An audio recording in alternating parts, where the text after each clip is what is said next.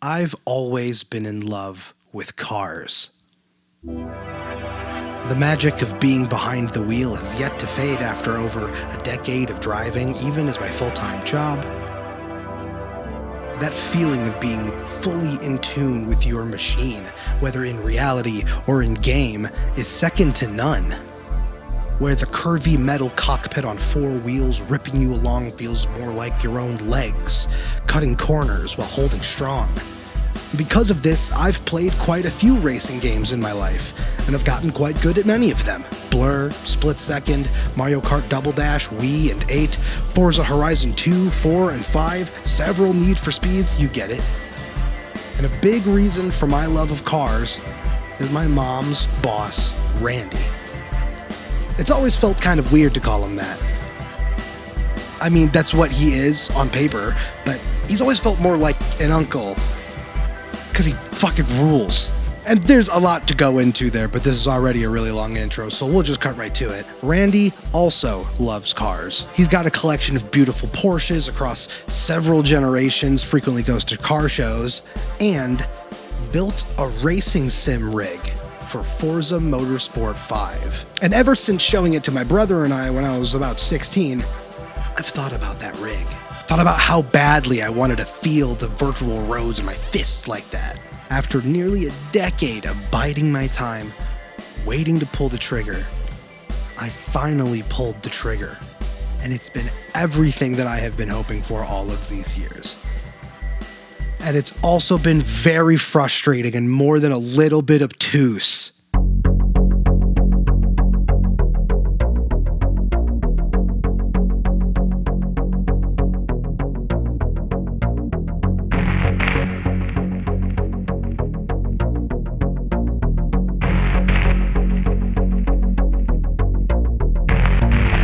Welcome back to the Johnny Shogun Show, former Grand Illusionist Harry Houdini. Today, I wanted to share my experience trying to get into racing sims.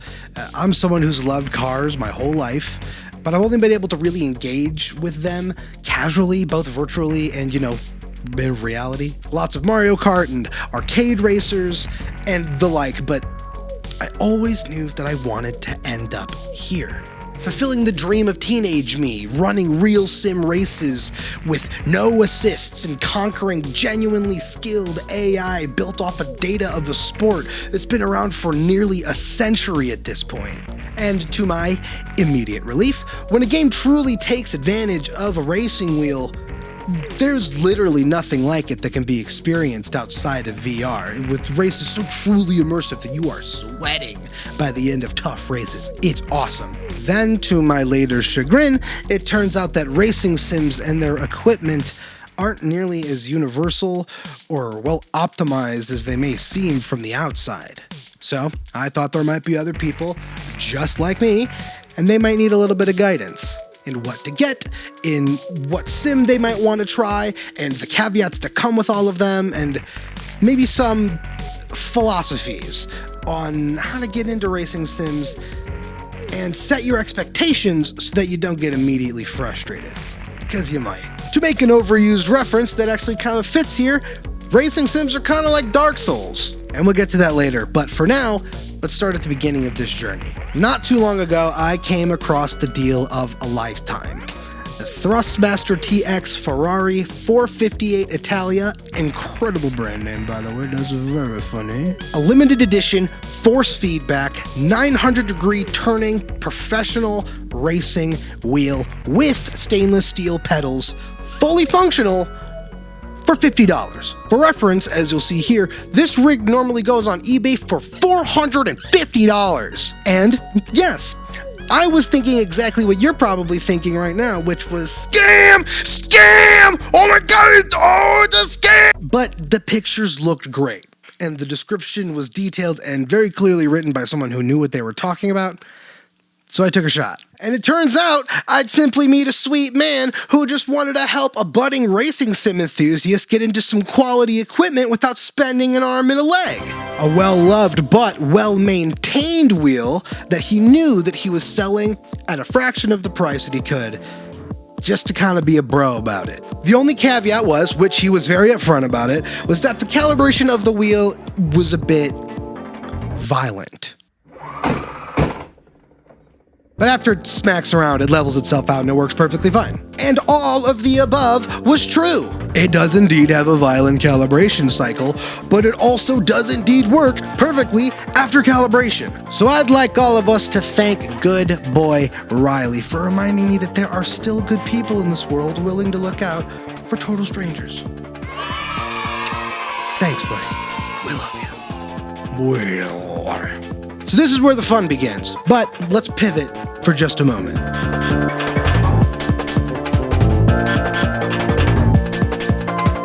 We need to define what racing sims are in the grander context of video games, because some give a real strong impression that they're sims, but kind of do a lot of subtle tweaking to make things feel more manageable at high throttle. And I thought I knew which were which, but it turns out that it's a little bit messier than that. So it's widely accepted that there are 3 categories of racing games: arcade racers, simcade racers, somewhere in between arcade and sim, and racing driving simulators. In the arcade category, you've got your Need for Speeds, your Mario Karts, your Burnouts, Wave Race, Blur, Split Second, MTX vs. ATV, Shift, Sonic and Sega All-Stars Racing, Sonic Riders, Kirby Air Ride, Garfield Kart. There's a lot.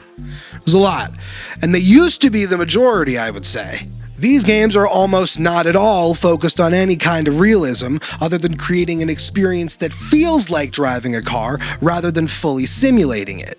It's way more about bombing corners, nasty overtakes, crazy items, and making you feel like you're a hero when you win races or outrun the cops. It's the thrill of cargo fast, rather than the thrill of learning the required skillful execution of cargo fast. That's not to say arcade racers are inherently worse. Hell no. It's just a completely different way of going about creating an affecting player experience behind the wheel. I've put more hours into the many iterations of Mario Kart than I'll ever be able to catch up in these racing sims over the next several years. And I'm going to do a lot of praising and criticizing of these sims, but don't forget the ruining your homie's day with a cruelly timed blue shell is so gloriously satisfying that has all the merit that it'll ever need. Our second category is the simcade racer. These have some of the most currently popular racing franchises out there, most prominently Forza Motorsport and the Forza Horizon series. There aren't as many of this type of game, simcade racers, as there were arcade racers back when they were at their peak, but it feels like there are a couple of reasons for that. One, Forza kind of has the open world racing game locked the fuck down. And 2, there's other massively stiff competition with veteran franchises like Gran Turismo, Grid, and The Crew, all kind of doing their own things. It's really difficult to find the right balance of feeling real versus feeling fun, because oftentimes, as using these sims has taught me, learning to handle the world's most powerful machines is genuinely challenging. And it requires a lot of dedication and practice and patience and a willingness to fail, lose, and repeat. Not everyone wants to do that, but just as many people want something that's closer to reality than Need for Speed and Burnout. And this middle ground can also be a ton of fun, because each of these simcade racers lean further into one side over the other, and they have pretty distinct ideas and philosophies on what makes racing and exploring fun. But it's also very literally the gray area, and certain games might fall into this category depending on who you talk to. The biggest revelation for me here was learning that Forza Motorsport, the series that I thought was the premier this whole time, was considered by many sim enthusiasts, by most sim enthusiasts, to be much closer to a simcade experience than a simulation experience. And, you know, the consensus is that it certainly leans way more into simulation than other simcade racers, but also does a decent bit of smoothing underneath the hood, even with everything set to simulation. It's arguably the most simulator of these simcade racers, but even now I'm still kind of questioning the simulator validity of Forza that Microsoft and Turn 10 has been trying to push for all of these years. The jury's still out on that, especially because the newest entry in the series is the realest yet, but I'm still kind of skeptical. I don't know. Both Forza Motorsport and Gran Turismo are excellent games and franchises with some of the most consistent libraries and games. They are not, however, the Sims that they claim to be. Just kind of close. Some other notable series and games in this category: Grid. Well, I'm a particular fan of this one, but we'll get into the recommendation towards the end. SnowRunner, The Crew, Wreckfest, Test Drive Unlimited, Dirt. Pretty much all of these games are worth trying for different reasons. And then we have our full-on simulators.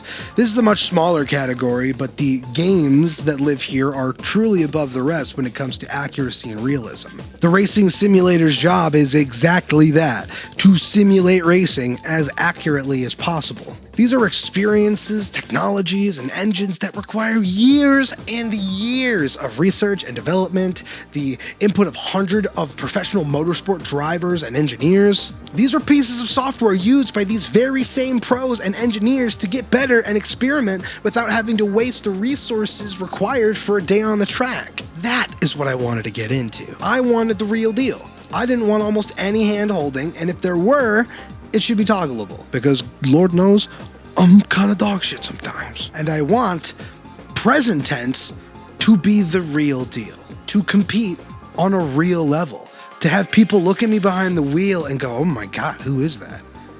Where did he come from? How is he doing that? And that's like anime protagonist level goals. Like, I know, but there's a fire in me. I feel it about racing. I always have. Now with this wheel, the fire has been stoked so hot that I think I'm really ready to commit. But commit to what?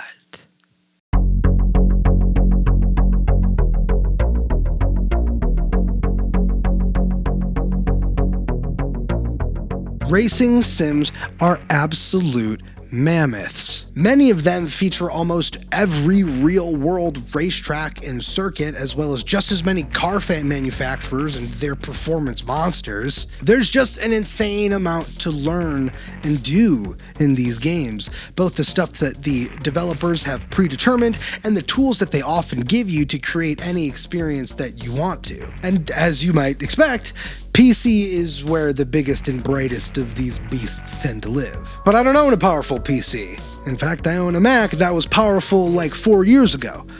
But I do have an Xbox Series X. Thankfully, console manufacturers this generation did consumers a solid and produced some genuinely powerful hardware for the price. So there's never been a better time to hop into these experiences on current gen consoles.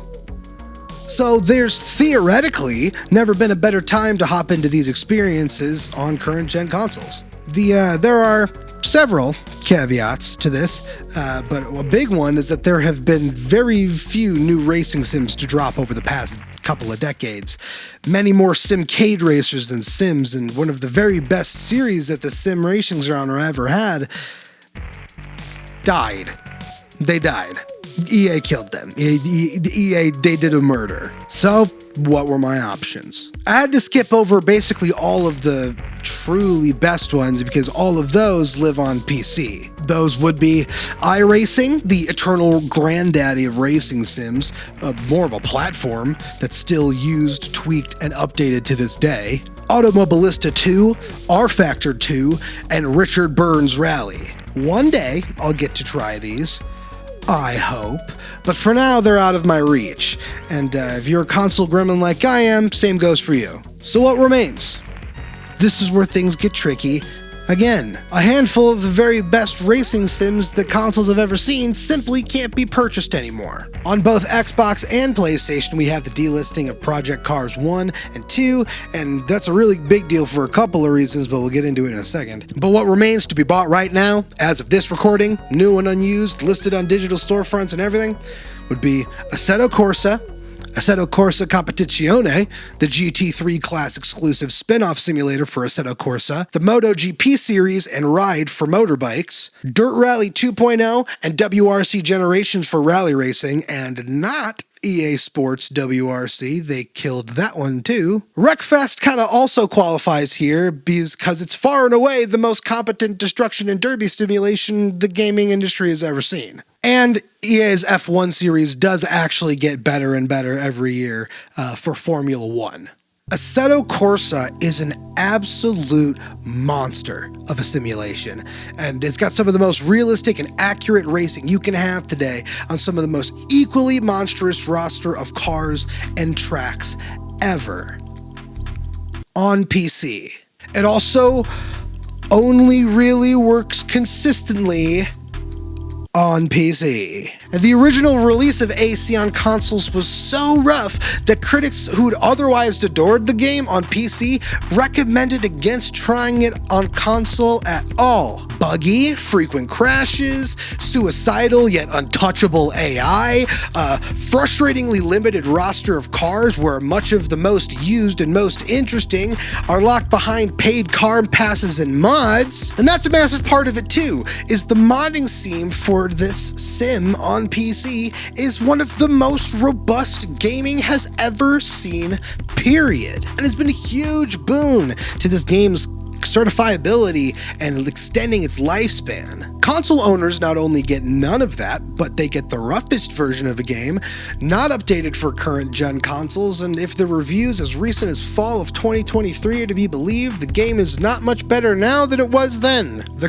driving itself was tuned wonderfully, but everything surrounding it was and remains a mess. It's unfortunate because it was going to be the sim that I tried first, and maybe I still will because it often goes on sale on Xbox for very cheap, with retail only being about $30 anyways. But if you want to race online, you need all of the car packs. Oftentimes, races are built around tracks and cars that are locked behind the paywall, so if you want to race online, if you want to race others, if that interests you, be prepared to fork over the cash for all of the DLC, because you're going to need it. Assetto Corsa Competizione, on the other hand, launched in a significantly more finished state, though not that much more finished, is now actually optimized for current gen consoles with a bunch of visuals and fixes and whatnot, and is far away the best version of AC to play on console, but it's still rough. The only real issue as far as gameplay goes, though, as far as the core design of it goes, is that it only features Class GT3 cars and tracks.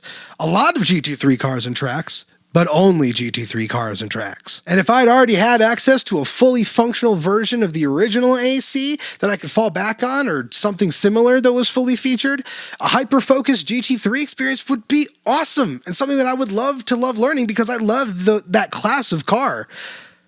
But we don't have a functional racing sim or a functional version of AC to go alongside this. This is the best that we have. So for now, I'm passing on Assetto Corsa, and I think you likely should too if you're on console, but I'll probably pick up Competizione one day. I like GT3, so... Other than Forza Motorsport, which we already discussed is closer to simcade than simulation, Assetto Corsa is your only up-to-date, readily available option on console. That's it. And Forza rules, but I wasn't convinced that it was real enough, and I felt like there was something that I was missing. Before we get into what I thought that I'd landed on and why, let's talk about the rest of these sims that are a little bit more specialized. Dirt Rally 2 is a super fantastic, super difficult, but extremely well-made rally race simulator, and is the result of several decades of developer codemasters fine-tuning their craft. They really know what they're doing behind the wheel of racing games at this point. I haven't tried WRC, but I've heard similar things about it, though Dirt Rally 2 seems to kind of be the rally king on console still. I also have not tried either Ride or MotoGP, but they're widely beloved in the motorsport community on two wheels, if that's what gets you going. Both of those are great options. I think you'll probably have a decent time with both, what I understand. And Wreckfest is a blast, but it's not really my cup of tea right now when it comes to this thing. So, is there anything left? If Assetto Corsa on console is rough, and Forza and Gran Turismo aren't really the sims they'd like us to believe that they are, what is there? It's time to talk about Project Cars.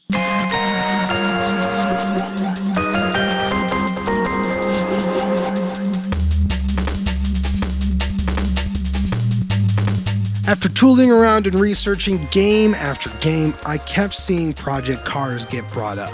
Very few negatives from racing sim pros and enthusiasts, extraordinarily tunable for just about any starting point, stupidly gorgeous and remarkably robust in both car and in track roster, and the events to compete in, and then I remembered.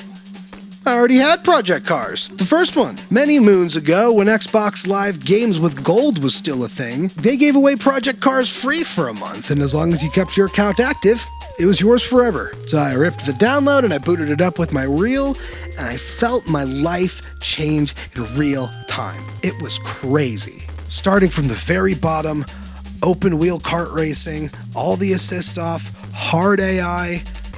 There was learning to do. I felt the grip of each tire and each corner, each shift up and down the gears. This is what I was looking for this whole time, right here. This was it. And after a few hours of racing and failing and cursing and winning and learning and repeating all of that, I had the thought, wait, didn't they make more of these? There are more of these, right? They did. They made exactly 2 more. One of them is supposed to be damn near perfect, and the other isn't a Project Cars game. I mean, it is, but it isn't. Project Cars 3 is a racer so fundamentally different from its immediate forerunners it's bordering on unrecognizable. It abandons the sim racing sensibilities and adopts a radically different driving feel and a new career mode mostly made up of snack-sized racing and driving challenges. There's never a time when it feels like an actual sequel to Project Cars 2. Project Cars developer Slightly Mad Studios became known for their smash hit Need for Speed Shift, which came out in 2009, published by EA. They then went on to have a rather critically successful career with some financial turbulence along the way, but still managed to dump out some true racing classics like Test Drive Ferrari Legends and the original Project Cars. They also created the Madness engine, which is kind of their real claim to fame, which has become the basis for both Automobilista 2 and Project Cars 2, 2 of the most highly revered racing and driving sims ever created. And after the middling financial launch of Project Cars 2, the studio's crowning achievement in their eyes, it was sold back to EA in 2021.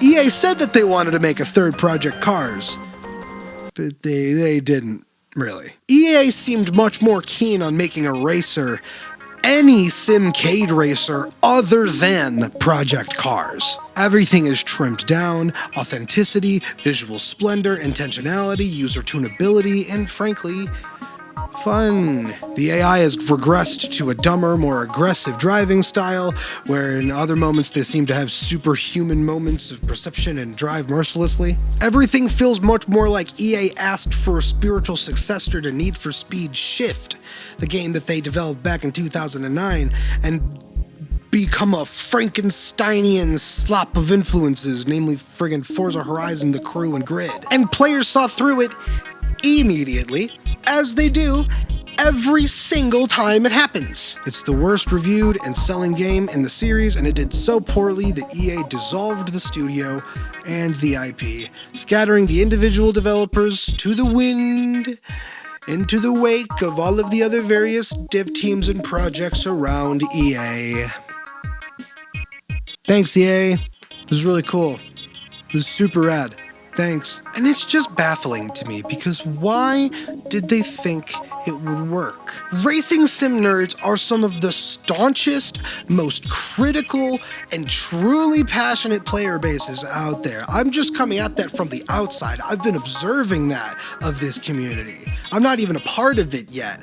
And they're the type that can actually tell the difference between a minute controller and wheel vibrations, knowing what they all mean and how to translate them into good performance. What on this godforsaken hellscape of a planet gave them the idea that one of the most revered racing simulators in the genre needed was to do none of the things people knew it for, steal ideas from all of the games it was trying intentionally not to be, and then be that thing? Why would that work? Why would it work? And EA has a history of doing this too, and they somehow just continue to exist and remain funded by their sports franchises. Like, they make truly awful business decisions. I don't understand how they're afloat. I don't get it. I mean, they make truly awful business decisions. How many years have they been named America's worst company? John, future John, put it on the screen. And all of it could have been avoided if they had just fucking called it Need for Speed Shift 3. It's such a huge shame, because expectations then would have been set properly. And as a Need for Speed game, I feel like Project Cars 3 would have been the most fully featured Need for Speed ever made. Just a name shift and a tone shift would have done exactly that. But no. But now it's gone. The IP is gone. Project Cars as an IP could have survived if the folks in charge seemingly had any kind of business instinct or acumen or any connection to the things that they claim to sell and the player bases that they claim to tend to for over 30 years. And a bunch of extremely dedicated, talented developers were thanked for all of their hard work on two of the greatest racing sims ever made by being sold to the mega corporate version of Dracula, forced to develop a misguided, guaranteed failure, and then watch their IP dissolve because of the uninformed decisions made by money pinchers beyond their control. God.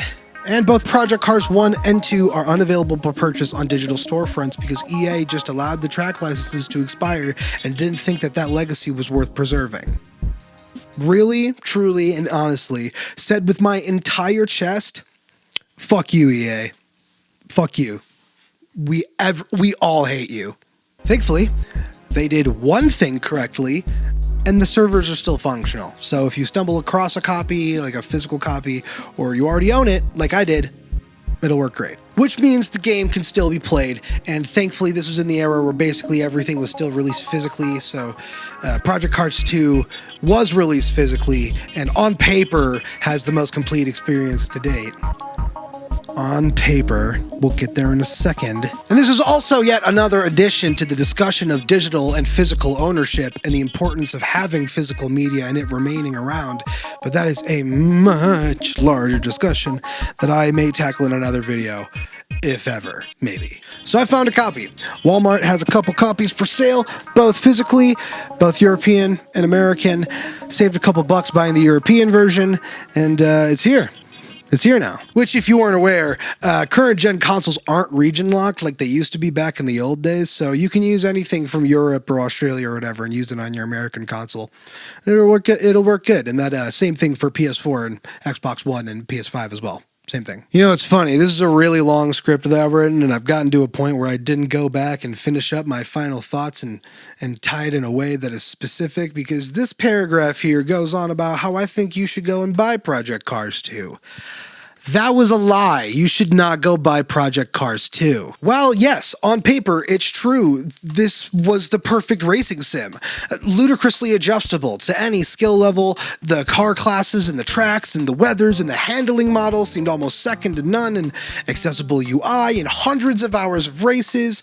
So many things were fixed from the original Project Cars that on paper, Project Cars 2 seemed perfect. Had almost everything you could possibly want. But then I installed the damn game. I found that my experience was quite a bit different than what I'd heard and I'd read. So I'd gotten a really good feel for how the carts felt in the first Project Cars by the time the Project Cars 2 had arrived on my door. So I kind of thought that I was stepping in with a good foot. I was like, all right, I know how these cars work. I think I got a feel, even if the driving model is different, you know, the physics engine is different, I should still be able to get a handle on it relatively quickly. You know, still have to do a little bit of learning, but I'll get there, right? I'll get there. They feel really good in Project Cars 1, too, so I kind of had something that I thought I was looking forward to, the better version of this. And in Project Cars 2, the cars feel like they've got sticks of butter slicked around the wheels. What happened? Corners that I'd learned to handle with ease in Project Cars 1, because, you know, a lot of them are the same tracks, right? I've seen these tracks before. I've raced them before. These tracks, these corners, they sent me flying, usually with an AI opponent nearly inside my asshole, and then the game gives me a penalty for letting them hit me. God, it was so frustrating. It feels damn near undrivable. The AI are somehow so much worse than before, and they weren't exactly amazing in the first one either. They were at the least serviceable. They were fine. They were okay. They started out a little bit rougher than they ended, but overall, they're decent AI driving opponents. It's enough to get the job done, if a bit lackluster and sometimes frustrating. Sometimes you got to redo a race or whatever. But after hours and hours of tweaking the difficulty and tweaking the driver behavior and tweaking the steering setups, I could never find something that felt right. I could never find something that felt right, especially with the steering model. It never felt right. Never. Which is so frustrating because everything else about the game is great. The car selection, the track selection, the weather effects, like all of the stuff that you want to be in the game is in the game, and technically it's here too, but somehow for the wheel on the console, it plays like dog shit. It feels like everything else about Project Cars took a big step forward. The graphics and the engine, which objectively are still insane today and still used today, but then they just made a bunch of errors to the tweaks and the handling and all of this stuff. It felt like they're alpha errors, like they were testing out the new steering system and they were gonna fix it later, and then they never did, and then they really never did when it came out, and then the third game came out and nothing happened from then. The steering never got fixed, and it could have been fixed in post-launch patches, I'm sure, because it works on PC. Which is another reason you should play it on PC, because the mods can help you fix this too. It's frustrating. It's really frustrating. It was so frustrating to feel like I'd done all of the research that I could have, trusted enthusiasts, and yet still the experiences fall shorter than I'd hoped. And it's not even that my expectations were all that high. I've been playing video games for many, many years. I've been studying video games for many, many years. I know how tough it is to make this shit work, right? It's more that I feel like after decades of building this genre, we'd have a much more sensible, stable, fucking playable version of the experiences that we fell in love with so long ago. And unfortunately, that just doesn't really exist.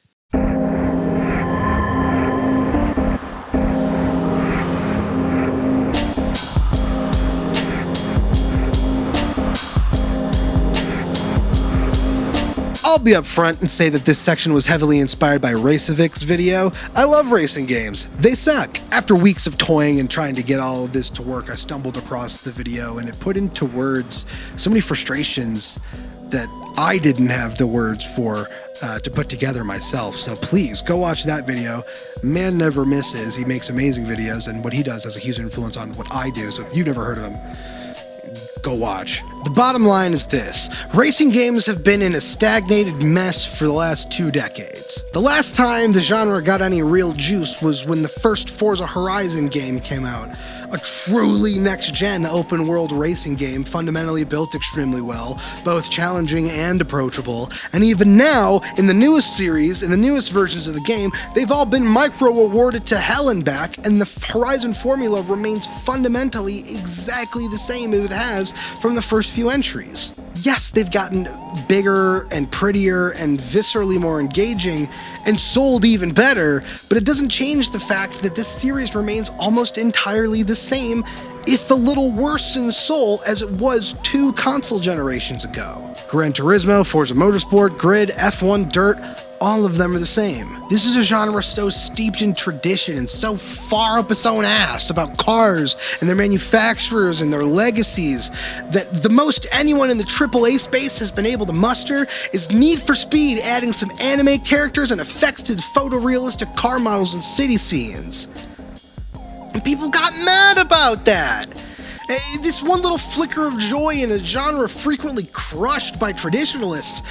And Need for Speed isn't anywhere near a racing sim. It's always been about big attitudes and death-defying shit, so who cares if your driver is a cute anime girl? I don't! I care that the dialogue sucks. The only people taking any kind of modicum of risk, as always, are the indie devs. Art of Rally and Inertial Drift both do sick things with arcadey driving that are totally new to the genre. And this is a genre that gets more outside investment than almost anything else. Motorsports are massive around the world, F1 especially. And the time that they tried to host a virtual Le Mans tournament in the game with real F1 drivers who also love the game in real life, it was literally unfinishable because the state of online is simply broken. Go find footage highlights of this. It's insane that this is the state of online in the multi-billion-dollar F1 franchise. It's kind of mind-blowing. And F1 is absolutely not alone. Almost every single online racer doesn't work similarly. They just don't fucking work. Forza, Gran Turismo, Assetto Corsa, Competizione, Dirt Rally, Dirt 5, Need for Speed Unbound. Like, how did we get here? And I've been experiencing this in just this very short amount of time. There are people who have been dedicated to this shit for over a decade, maybe more, and they're still here. I feel for them, man. Imagine if Call of Duty both released and remained in a state like this, permanently. Lots of online games start with big bugs, but they often get squashed over time. Not so in racing games. From what I've read, it seems like it often gets worse with each update. It's unacceptable. I don't understand. I hate saying stuff like that because it feels really entitled. I mean, they're just fucking video games, right? They're just fucking video games. But these are video games with 9-digit budgets. Thousands of people working on them. How can they only get worse in the ways that matter? Yes, they're also beautiful, and they're also faithful to so many real-world things, but what that's left us with is a genre entirely devoid of risk or creativity. So much more so than so many genres people bemoan as being samey, like first-person shooters or JRPGs. It's really sad. I love racing games, and I always will. And I will likely join my fellow enthusiasts and get battered around by corporations who don't care in an attempt to make them care just enough to make their games functional. But the state of racing games is really sad. It's really sad. They're all busted in one-to-many major ways. The simulation branding that many of them use is exactly that. Branding with not as much weight behind it as they like to make it seem. And every interesting studio and IP has either been ground to dust or tossed away entirely. So here's what I recommend. If you're on console, don't even try and get into racing sims with a wheel at all. Don't do it. I'm serious. The space is just not in a place to support it well. And you'll find yourself frustrated with an expensive and bulky desk anchor that will likely go into storage after you've had your time with it in your game of choice. I'm more of a gremlin, and I got mad lucky, and I mean mad lucky, with a super cheap, big-time find, so I will likely continue to play like this, but I think most people will get frustrated before they find the fun on console. But if you are going to get a wheel, and you're on console, like you just need one, like I did, like you just need it, play fucking Forza. Play Forza. Gran Turismo 2, if you're on PlayStation and are willing to put up with the microtransaction bullshit. They're both close enough to sim. They both play fantastic with a wheel. They both have great car and track selection, super polished overall, and online play that is at the very least functional enough. Not good, but functional enough. F1 is also super fun to play when it works properly, and the driving and physics do genuinely get better every year, even if online remains a fucking disaster. So maybe just play that one offline or online if you find yourself with a big old crew to play with. If you happen to have, 9 other F1 buddies who have wheels and you want to play online, that might be fun. I think I had the most fun on the wheel with Grid Legends. It's a little bit more arcadey than Forza and Gran Turismo, but not so much so that you feel like you're playing Need for Speed, even at its most accurate. You could turn off all of the assists and get a genuinely challenging, fun, and close enough to real driving time. Forza Horizon, unfortunately, just doesn't feel great on a wheel on consoles, so I'd sort of just stick to blasting through the Mexican countryside with a controller, which was sad. It's kind of what I bought it for to begin with, but at least on console, the wheel it's not great. It doesn't work great, at least this one. But this one is supposed to be compatible according to Thrustmaster, so. But if you're on PC, you've got more options than I'm able to try. And it's kind of really the only way to get a good experience with racing sims thanks to the mod support. And it's pretty easy to recommend iRacing if you have the lots of money you need to pay those subscriptions and car prices. And most people can't do that. But if you can, I recommend that. If you can't, Assetto Corsa is a much better buy on PC than it is on console. It's much more functional on PC. Again, the mod support is one of the biggest modding communities that gaming has ever seen, period. That would be a good place to get started if you're on PC and you want to play with a wheel. Then there's also Richard Burns Rally if you're more into the off-road rally sim. That has been tuned and tweaked for years and years now and remains the focal point of rally racing digitally. But wait. All the games are great, but what qualifies as a good wheel? I mean, even on the low end, they're pretty expensive, right? Any wheel or pedal set that connects to my console should be good enough, right? Right?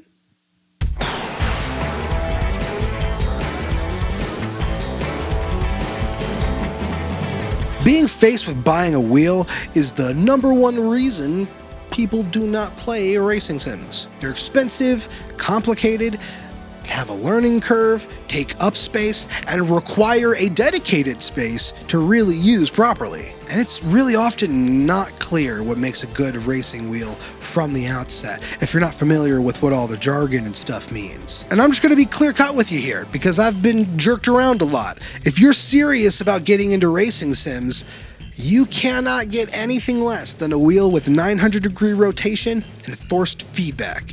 Point blank period. That's it. And let me explain what all that meant. Like when you're driving in your real car, you can turn your wheel a full 900 degrees, 2 full turns to both the left and the right. So, if we're aiming to emulate real cars and car handling, we can't defy the laws of physics and work with something that is less and expect to perform properly. Force feedback is pretty much exactly what it sounds like. Feedback is provided to the wheel through force motors to give you the feeling of things like tire grip and road traction, tire slide, road material, road condition, your tire type, all that stuff. Force feedback, when it's tuned up properly, offers essential information to exactly what your car is doing, fraction of a second to fraction of a second. So having force feedback really makes a big difference when it comes to split-second decision making. And it often makes the difference between approaching a corner at the right speed or sliding through it. If you're looking to really sim,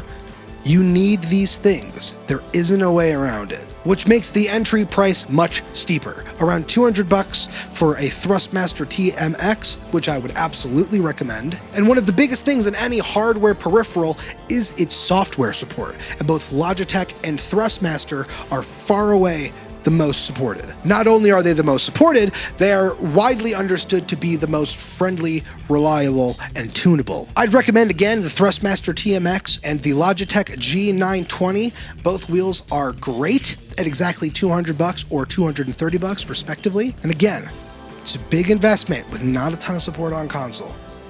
Buyers beware. So let's say you have your wheel now.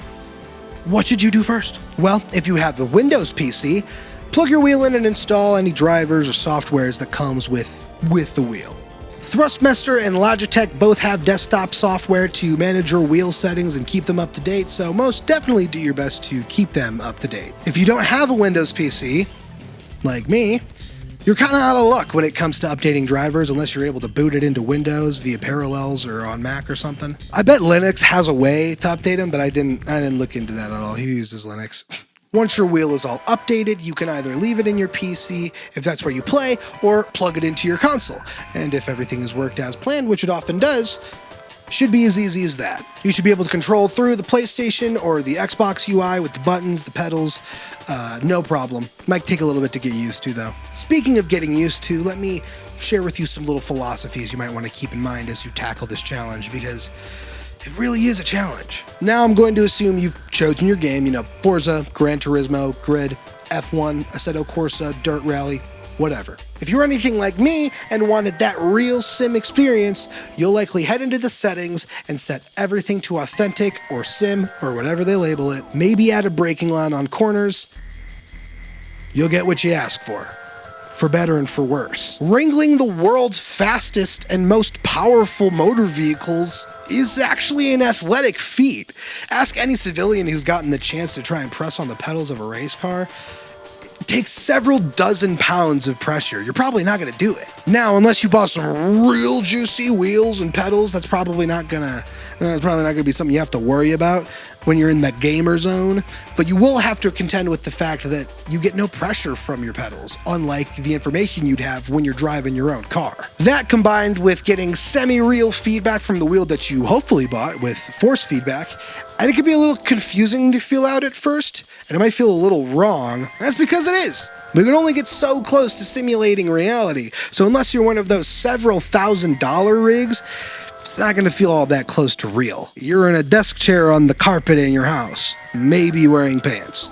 Maybe. But if you set your wheel up kind of like mine here, you've got your wheel at a height like you would when you would drive for real, and your pedals are at a distance where you can have full control and comfort during long races, of which there are many in these games, I think you're going to have a good time. Speaking of pedals, you're likely going to need to find a way to attach them to the floor because they tend to slide around. Command strips or Velcro should do, or if you know it's going to live in exactly one place, be bold, screw that bad boy in, it's not going anywhere. Once you're on the track, you're likely going to find that you don't have the control that you think you do.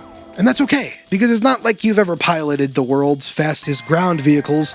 How would you know how to pilot them? The irony is, once you've learned that piloting, once you've learned that control, and you know how it feels, most importantly, you have way more control than you thought you did as you slid out on the track for the first time. There's a reason that real race cars don't use stability or traction control, which you will not be using in these games if you play on authentic or sim or whatever. A trained hand can have more control and speed with more attentive and precise method of driving without those buffers. You are now being asked to learn how to do that very precise method of vehicle handling, and very little in the way of forgiveness, if any at all. So you're probably going to suck, but the great thing is, if you know how to drive a regular car and you remember your fundamentals, you're already on the right track. Slow in, fast out is the name of the game in all corners. The real test of skill is pushing how late you can brake while still being faster and more precise than the other guy. But that fundamental still remains. As you push into a corner, if you brake and turn your wheel too far at super high speeds, you're going to slide. If you're too late, you're going to slide. Slow in, fast out. Precision is really the name of the game here in every regard. Slamming the gas and the brakes are likely not going to do what you'd like. Shifting up and down on the gears too fast is going to blow out the engine. But staying within the limits of those gears is how you're really going to get those quick lap times. Your braking needs to be gradual and responsive, but not all or nothing. Same thing with your gas and with your wheel movements. Too much jerking around is going to get your car to lose traction and grip.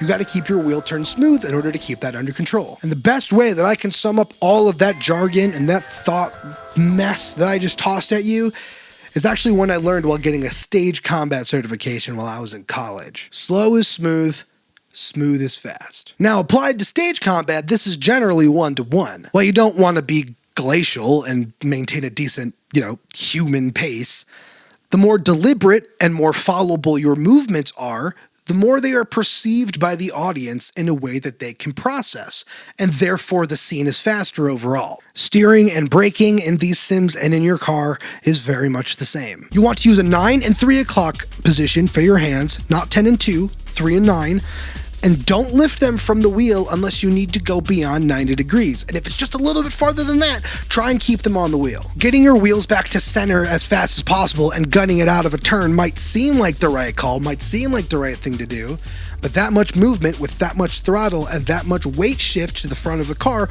will rob you of traction entirely, and you'll oversteer into a corner that you're trying to skate by. Follow the curve of a corner gradually and deliberately, and use your gas quickly, but not maximally. This will save you a ton of pain once you get to know how it feels down per car. Oh, and another big one here. Just get over it and learn how to brake with your left foot. You're going to have to do it. It's going to suck a little bit, but once you build up that muscle memory, you will have way more split-second control. And even off the rip, I think you'll probably quickly understand that, oh yeah, this is the way that this is supposed to go. Another big thing to remember is that every car feels wildly different from one another. Very different from one another. And in these sims, you're going to drive a ton of these different types of cars. There's likely going to be a learning curve, again, for each car, even if you already feel like you've mastered a car already. And tuning your car is something you might need to do to get the advantage you want over your opponents, especially online. Now, this is kind of where my knowledge ends a little bit. I haven't played with car tunings that much, but it's something that I'm learning, so maybe if this video gets a positive reception, I can do a tuning video later on. But there are a ton of guides already out there by people smarter than me on how to do that, so YouTube is your friend here. I mean, you're already here. Go on for another video. But the last thing that I can share with you, which is very vital, is to be comfortable failing. a lot. If you're committing to realism with no restarts or rewinds or drive lines or anything, you are going to lose a lot of races and break a lot of cars. But that really, truly is the whole point. If you're a Souls-like goblin like me, then this charm is going to be all too familiar to you. Facing a challenge with the tools you have willingly equipped for the task at hand, making full use of everything that you've got with the precision required to get out of that fight at that scale. These games ask you for the precision of a real person behind a several 100-pound metal-bound engine. So if you want to meet that challenge, meet it head-on with patience and with persistence. You will be rewarded.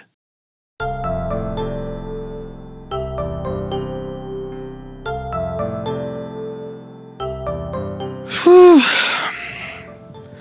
Sorry about that. That was a lot. If you are curious to why the next video is taking so long, this is why. Also, there was another video that I had almost finished that I didn't release because the person who it was about did a pretty inexcusable, evil, vile thing while I was in the middle of editing it, so I decided that I wasn't going to talk about him. And I also kind of got mad sick, and I needed to take a week to recover a little bit. I still love racing games. Through this process of getting this wheel and testing it out on every racing game that I could get my grubby little hands on thanks to a large back catalog on the glory of Xbox Games Pass, that's only been strengthened in the ways that matter. I still want to race.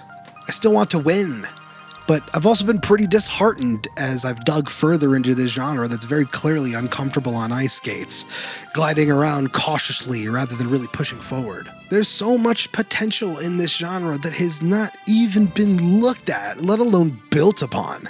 And I want to push this community to ask for that, to shed the tradition that we seem so clearly addicted to with very little reward. I'd kill to see another AAA kart racer that isn't Need for Speed, because there's literally none left. There are zero left. I'd love to see Sonic Riders come back. I mean, seriously, it was an original idea. It was roughly executed, but with proper tooling, it could genuinely be super fun. Or a spiritual successor to Kirby Air Ride, or take the Jet Set Radio Cast and their bag of tricks and open hubs and make a competitive score-based PvPvE multiplayer combo racer. I'd adore a racing game set entirely to the tune of Cyberpunk 2077's universe.